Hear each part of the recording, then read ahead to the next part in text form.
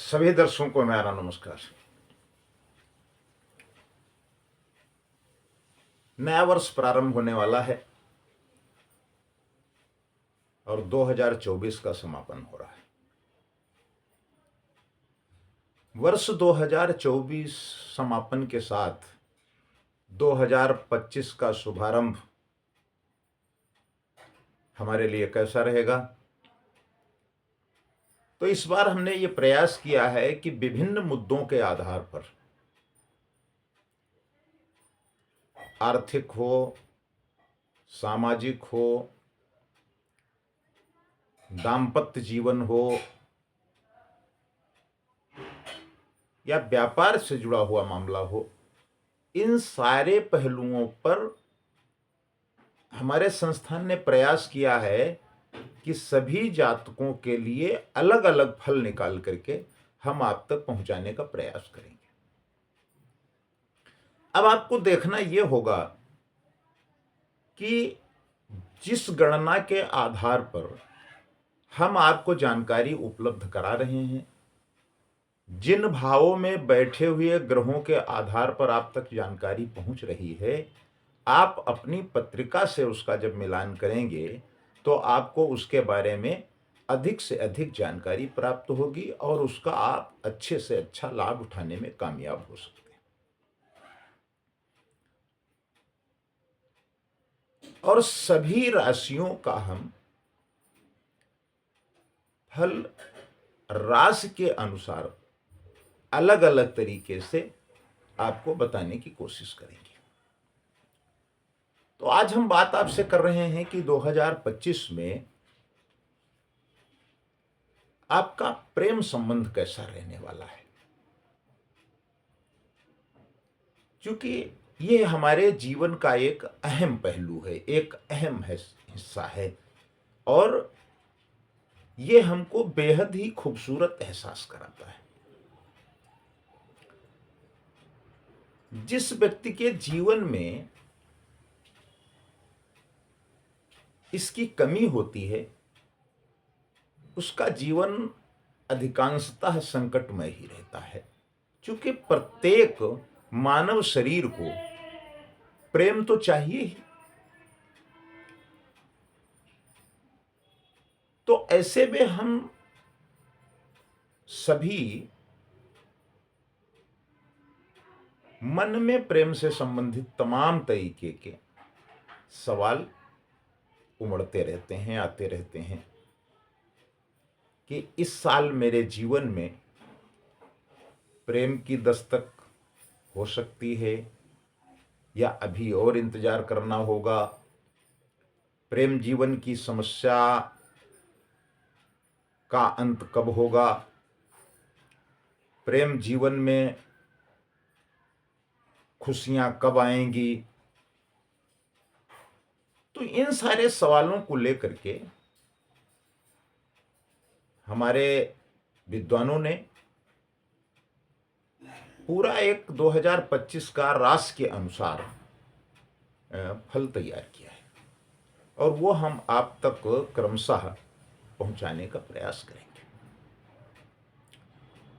आपका प्रेम जीवन कैसा रहेगा, आपके जीवन में किस तरह की खुशियां रहेंगी, इन सारे बिंदुओं पर हम आपसे चर्चा करेंगे। अब आगे बढ़ने से पहले आपकी जानकारी के लिए बता दें कि यह वैदिक ज्योतिष पर आधारित फल है और हमारे जानकार विद्वानों और ज्योतिषियों द्वारा सभी ग्रहों की चाल, स्थिति, गोचर और ग्रहों का अस्त और उदय, इन सभी का ध्यान रखते हुए यह फल तैयार किया गया है। आप इसका लाभ उठाने के लिए कोशिश ये करें कि थोड़ा सा हो सकता है कि इसमें कुछ समझने में कठिनता हो, तो आप इस पर हमसे बात भी कर सकते हैं, हमारे संस्थान से भी संपर्क कर सकते हैं। उसमें आप कोई भी संकोच न करें और कभी भी आप इसकी जानकारी हासिल कर सकते हैं कि आखिर मेरे जीवन में इस तरीके का वातावरण कब पैदा होगा। मेष से लगा करके मीन राशि तक के जातकों के लिए नया साल प्रेम के संदर्भ में क्या कुछ सौगात या चुनौतियां लेकर आने वाला है, इन सभी राशियों के बारे में हम आपको जानकारी देंगे। अब कुछ अहम पहलू हैं, उसको भी समझना आवश्यक है।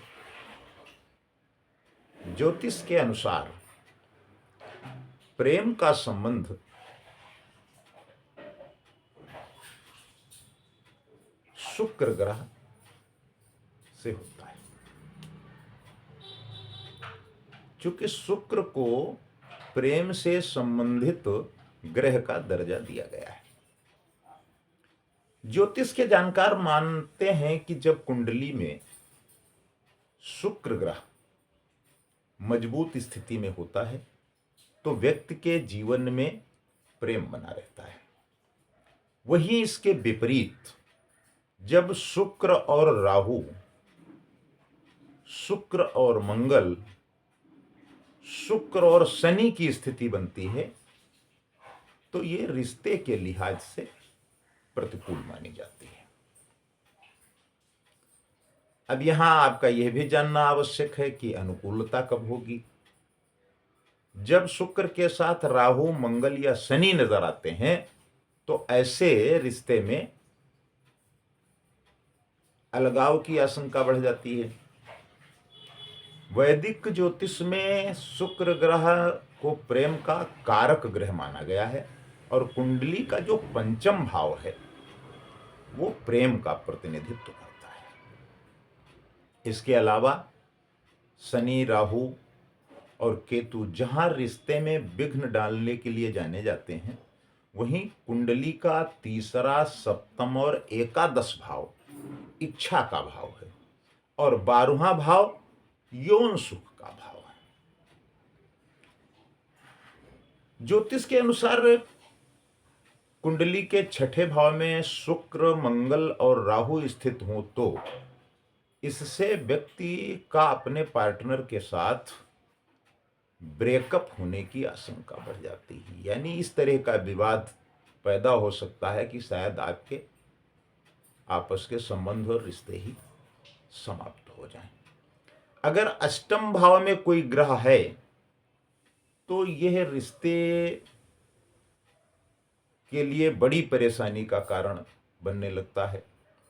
इसके अलावा जब पंचम भाव में केतु हो तो प्रेम संबंध टूटने की नौबत नहीं बनती।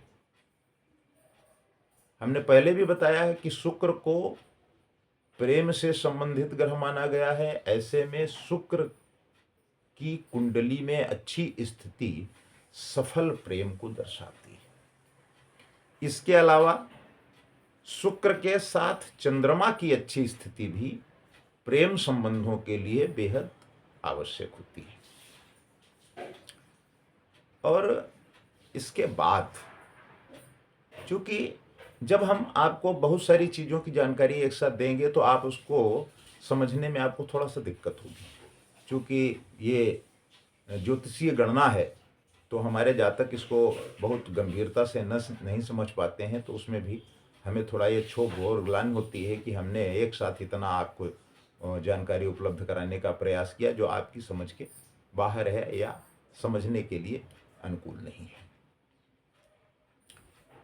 अब हम आगे आपको जो जानकारी देंगे वो जानकारी इस प्रकार की होगी कि मेष से लगा करके मीन राशि तक के जितने भी जातक हमारे हैं उन सभी के जीवन में इस वर्ष प्रेम संबंधों का जो रिश्ता है वो किस तरह से रहने वाला है और उसके लिए क्या कुछ आपको सरल उपाय करने हैं जिससे कि जीवन में कोई नकारात्मकता ना आए और आप सुचारू रूप से अपने जीवन का आनंद लेते रहें, ऐसा मेरा प्रयास रहेगा। तो ये हमने आपको जानकारी दी शुक्र का महत्व, शुक्र की स्थिति, शुक्र का किस घर में रहना अच्छा है, किस घर में रहना खराब है, इन सारे बिंदुओं को आप अपनी जन्म पत्रिका के आधार पर समझ सकते हैं। कहीं कोई दिक्कत आती है तो आप बात कर सकते हैं और कोशिश ये की जाएगी कि आपको अच्छी से अच्छी जानकारी उपलब्ध कराई जाए ताकि आप अपने जीवन का आनंद ले सकें। नमस्कार।